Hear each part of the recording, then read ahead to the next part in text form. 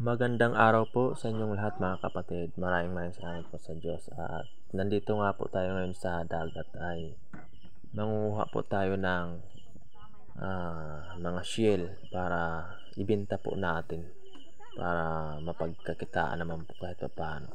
At maraming salamat din po sa inyo mga kapatid sa laging pag-support po ng aking mga video. Salamat po sa Diyos. Ma-interview ako sa iyo. Ano masasabi nyo dito sa yung lugar na makuha natin de? Ano? Kamusta man? Maasahan? Talagang mabubuhay? Ano? Sa tilo ko? Kadali-dali. Mag-hi ka. Oh.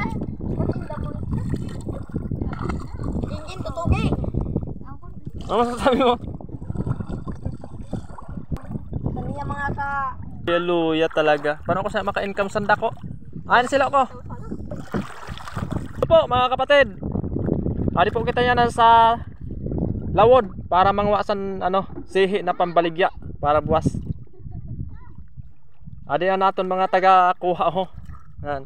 Mga masisipag nating mga kabataan na bisan mga bata pa ay nagpupursige sa buhay para maka-remedyo kad makabulig sa kanilang tatay at nanay.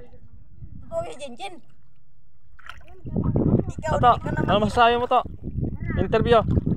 Interviewin tayo ikaw. Ano?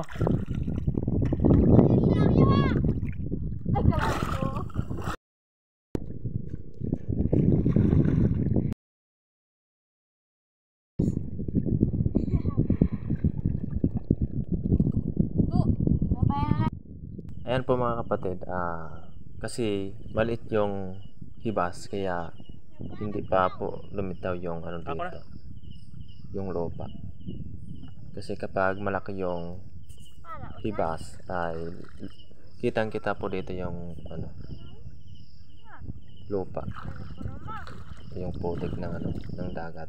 So malapad po ito dito. Ngayon parang hindi naman po malaki yung niya, yung low tide. Kaya ayan, dagat po siya. Hindi po lumitaw yung maliit nga lang yung nakuha namin. Pero bawat isa ganito. Pag napagsama-sama po yan, marami na po siya. So kahit ganyan, maliit, kapag tiyagaan mo lang, so makakarami ka rin. 100, kumita ka ng 100 sa isang araw, saan ka pa niyan? Kaysa wala ka talagang ginagawa. Malaking bagay na yung 100 sa isang araw.